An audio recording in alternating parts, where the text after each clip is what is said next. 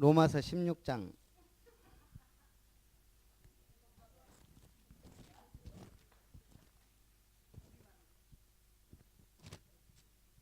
로마서 16장 6절 같이 봅니다. 너희를 위하여 많이 수고한 마리아에게 문안하라. 오늘은 수고하는 자도 있지만 마리아를 좀 살펴보겠습니다.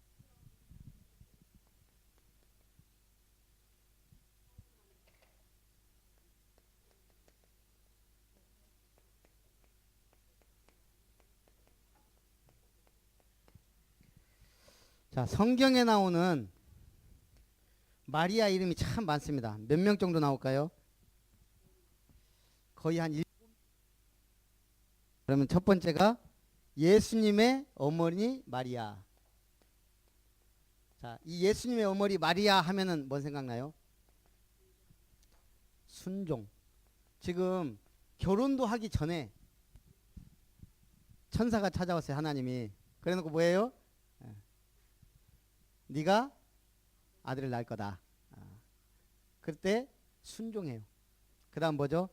순결. 하나님이 선택받았다면 그만큼 순수하고 순결하겠죠. 그래서 근데 성경에 나온 마리아들의 특징 뭘까요? 신앙생활이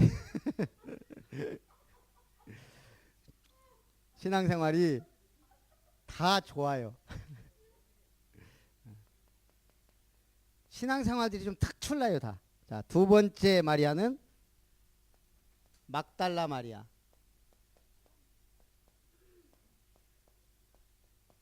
거지 이름 아니에요. 막달라 마리아. 뭐예요? 막달라 마리아는 뭐 하던 여자예요? 7 귀신 들려갖고 돌아다니던 여자예요. 7 귀신을 예수님이 쫓아내줘요. 자, 이 정도 되면 그래서 예수님을 계속 따라다니고 십자가까지 따라갔던 여자예요. 막달라 마리아는 7 귀신 고쳐준 게 얼마나 감사했겠어요. 그래서 십자가까지 따라간 예수님 부활을 제일 먼저 본 여인.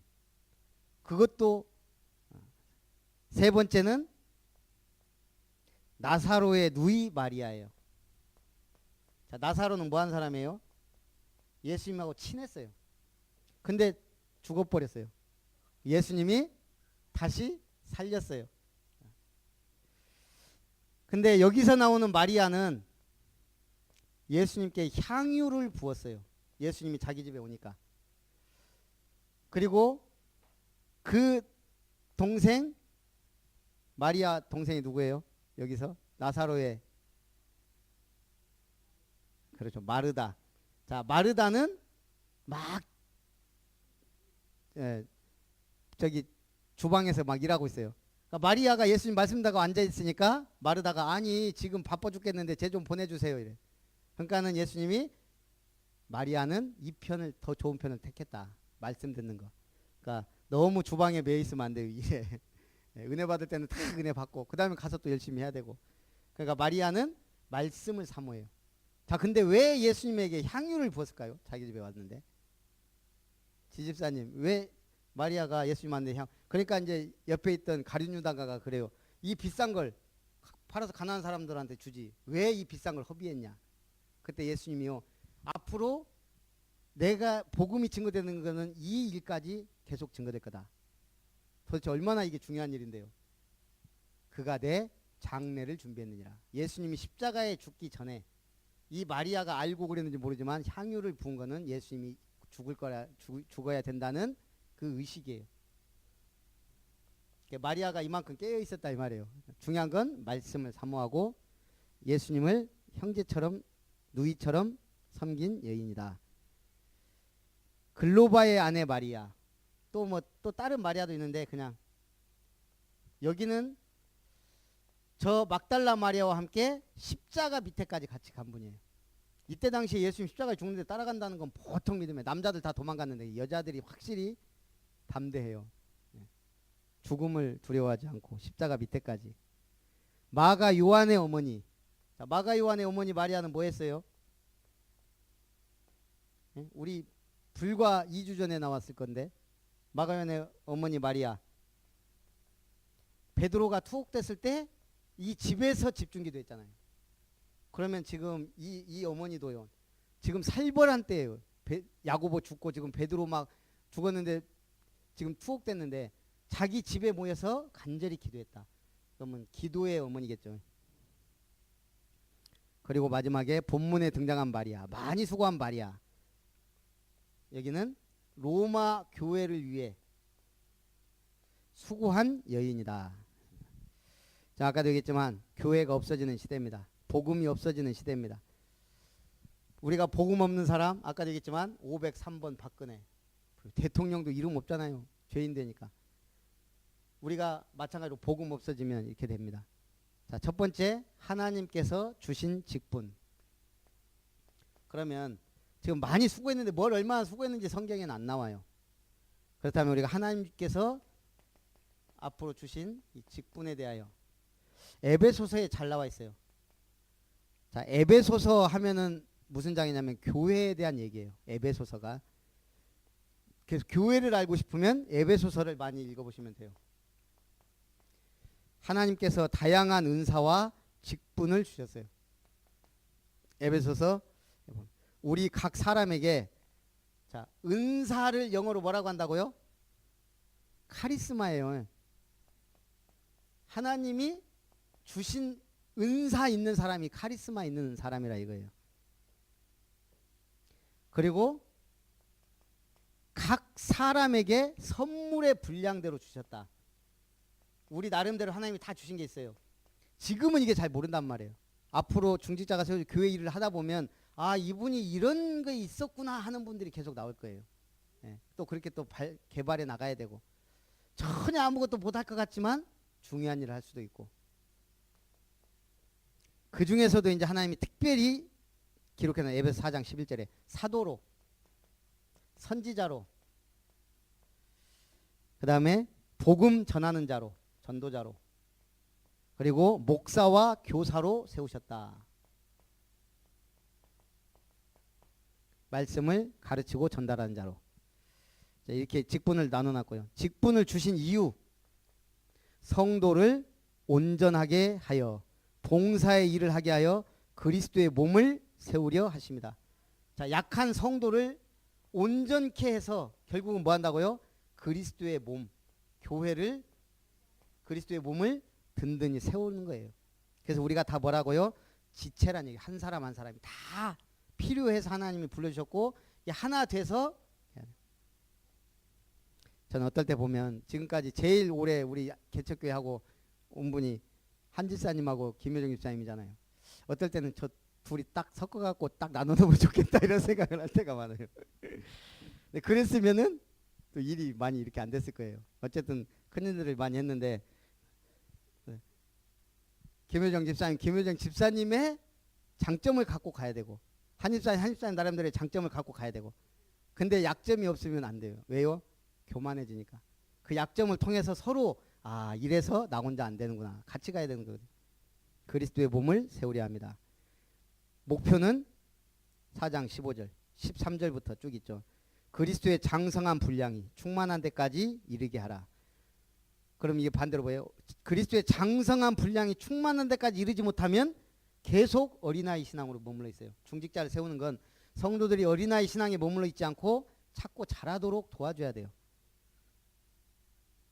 어린아이 신앙은 뭐죠? 사람의 속임수와 간사한 유혹에 빠져 온갖 교훈의 풍조에 밀려 요동한다.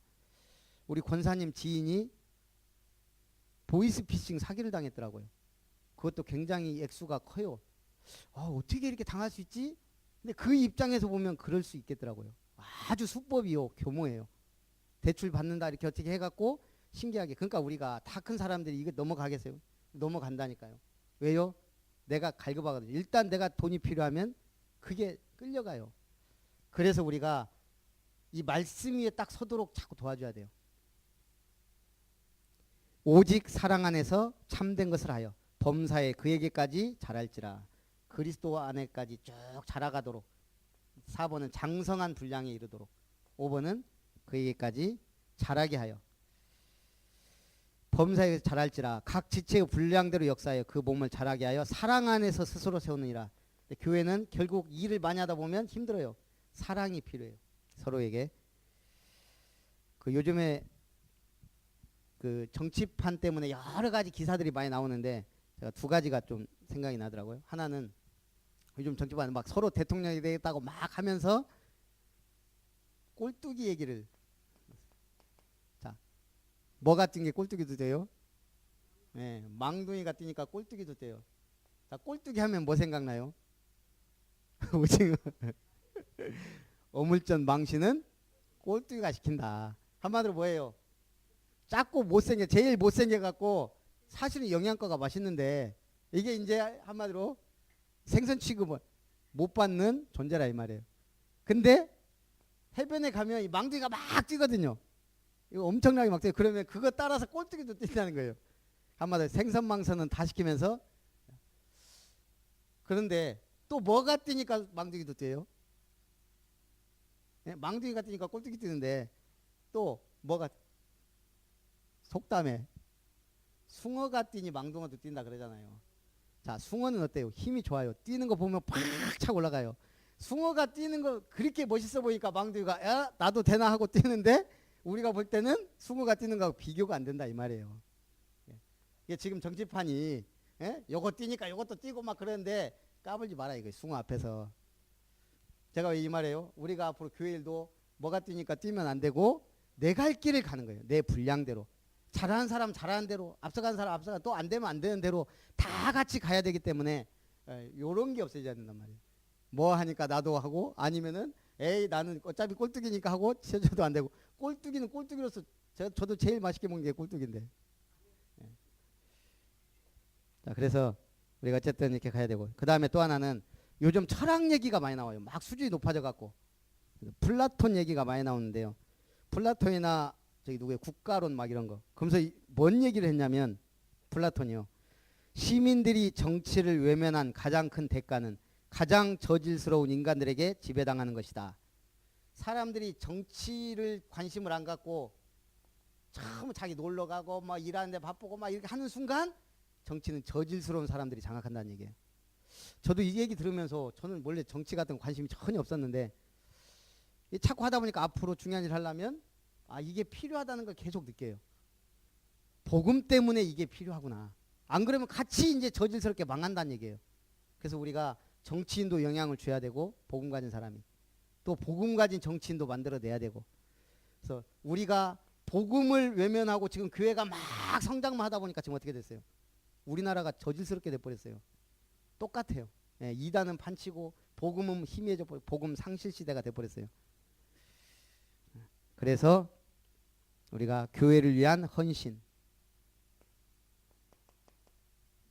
가장 큰 헌신은 뭘까요? 예, 가장 큰 헌신은 기도입니다. 솔직히 우리가 일주일 동안 계속 교회 와서 일해요. 근데 기도 응답 받는 사람은 그걸 넘어서는 큰일을 한다 이 말이에요. 가장 큰 헌신은 기도입니다. 결국은. 그래서 마가다락방 기도 성령이 역사했죠. 마가 요한의 어머니 집에서 기도하니까 베드로가 옥에서 풀려나잖아요. 사도 바울이 기도하니까요. 옥터가 흔들리고 메인 것이 다 벗어지고. 가장 중요한 헌신은요. 예배입니다. 가장 큰 헌신은 기도예요. 그러나 가장 중요한 헌신은 예배예요. 사실은 예배 헌신도 아니죠. 감사함으로 은혜로 드려야 되는데 이것도 헌신이란 얘기예요. 결단해야 되니까. 그래서 살아있는 말씀과 하나님 하늘 문을 여는 찬송과 성도의 교제가 있는 예배. 우리가 지금 그렇게 비슷하게 가려고 하잖아요. 어쨌든 가장 복음의 말씀 전하려고 기도하고 있고 우리가 찬송도요 가장 아름답게 드리려고 노력하고 그 다음에 교제, 말씀 포럼. 교제가 그냥 먹고 노는 교제가 아니에요. 교회 안에서는 말씀 포럼을 통해서 교제가 이루어져야 돼요. 가장 아름다운 헌신은 뭐예요? 몸으로 때우는 거예요. 봉사. 화장실 청소도 하고 누군가는 해야 되잖아요. 차량 운행도 누군가는 해야 되고. 아름다운 봉사는 헌금은 헌신이 아니고 감사예요. 감사 예물. 가장 영원한 헌신. 그렇지 이제. 어떻게 보면 가장 그렇죠. 그것도 하나 만들어야 되겠네요. 헌금도. 가장 영원한, 근데 말은 맞는데 그 말이 틀린 거예요. 예, 그래서 복음 안에서는 나 생명까지도 드릴 수 있다 이러고 가야지. 아까운 걸 누가 몰라요. 근데 중직자가 이제 앞으로 아깝잖아 이러면 이제 성도들도 아 그렇구나 된다고요. 나는 못해도 생명도 드리는 게 교회다 이렇게 자꾸 해야지. 요즘 우리 집사람이 미션홈에서 이제 애들 불러놓고 헌금 안 하는 랩런트들이 한 명씩 얘기해요. 불러놔놓고 너 앞으로 그지로 살고 싶냐? 우리가 너희를 위해 아끼대. 먹을 거 아끼대. 뭐 아끼대. 어? 근데 돈 없으면 먹을 거 다 사 먹고. 그 얘들이 한 번 먹는데 저번에도 뭐 저기 서울 갔다 오는데 뭐 몇만 원씩 써요 얘들이 한 번 먹는데. 그러면서는 1,000원짜리 헌금을 하나를 못 해요. 그러면 이것도 아니잖아요. 걔들이 헌금 간 거 갖고 우리 교회가 돌아가기를 하겠어요. 뭐라 다 지들한테 돌아가거든요.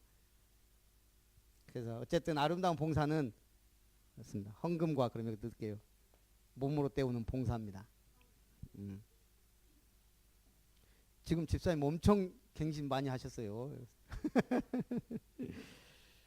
너무 빨리 가도 좋은 건 아니에요. 탈나요. 다 처지 되는 대로. 그래서 저는 그래서 이번 우리 중직자도 경제 부분도 이제 얘기할 날이 오겠지만 우리 어떻게 해요? 근데 제가 볼 때는 행사비 생각보다 많이 들어가야 됩니다. 왜냐하면 어차피 목사님들한테 드리는 거니까. 그래서 이게 좀 많이 들어가. 이걸 좀 많이 걷고 나머지 헌금은 본인이 알아서 내가 은혜 받은 대로 하면 됩니다. 제가 볼 때는 그게 성경적인 것 같아요. 대부분 지금까지 거의 다 그래서 얼마 딱 정해놓고 권사 얼마, 장로니 얼마, 뭐 그래요. 솔직히 뭐 1,000만 원, 500만 원 막 이랬는데 저는 그 옛날에도 그래갖고 어떤 분들이 이제 다 이제 헌금을 해놓고 하는 것도 아니고 다 써놓고 아니고 옛날에 목사님도 그런 거 확실하게 따지거든요. 누구 안 했는데 저한테 얘기하란 얘긴지. 근데 그러고 이제 제가 그분들 보면 저분 아직도 헌금 안 했는데. 그러니까 제가요 기준이 약간 그렇게 되더라니까요. 제가 그때 이제 나는 차라리 나중에 난 중자 세우면 이건 아닌 것 같다. 내가 1억 원짜리 장로가 돼야지. 그럼 1억 원 하면 돼요. 나는 돈이 없다. 난 좋다. 몸으로 때우겠다. 그럼 몸으로 때우면 돼요. 이걸 액수를 정하고 한다는 건 내가 볼 때 도저히 아닌 것 같고 저는 행사만한테도 감사하고 그러나 제일 좋은 거는 교회를 위하여 뭔가 특별한 이번에 중직자가 뭐 5명이다 그럼 5명이서 뭔가 중요한 걸 이렇게 기념적인 거 하나 해놓는 거 이런 게 좋아요.